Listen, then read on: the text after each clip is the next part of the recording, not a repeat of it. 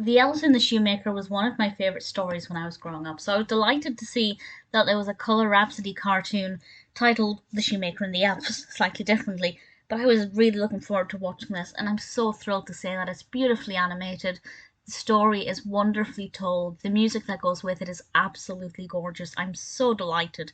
This was released originally in 1935, directed by Arthur Davis, and it tells the story of the elves and the shoemaker. There are various variations to this story depending on who tells it or what book you read, but the general concept is the same. With this narrative, this small young boy is wandering through this village. It's a stormy night, the ground is thick with snow, and he comes upon this old man's house, the village's shoemaker, and the shoemaker takes this young boy in, gives him something to eat, makes sure he has a warm blanket in bed for the night, and to reward his kindness, in the middle of the night when the shoemaker and the young boy are sleeping, the elves come out and make loads and loads of shoes that the shoemaker can then sell.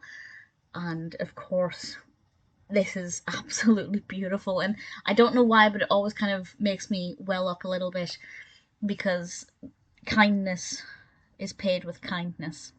It's basically what goes around comes around. This shoemaker, although he did not have much himself, he gave what he could to this little boy, and in return, the elves made some shoes so the old man didn't have to work quite so hard and he had more shoes that he could sell. And I think it's adorable. It's one of my favourite stories. I used to have, I think, a Ladybird book of the elves and the shoemaker. And this is just as beautiful. The animation is soft and gentle. The music is so soothing and a little bit emotional.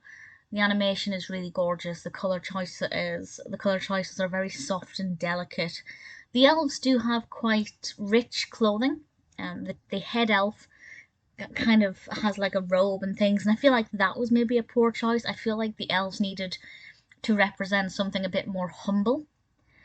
But that aside, Colour Rhapsody's Shoemaker and the Elves is absolutely beautiful. If you're familiar with the story and you like the story, I think you'll really like it. If you've never read The Elves and the Shoemaker or seen anything before about it, I'd say this is as good as any place to start.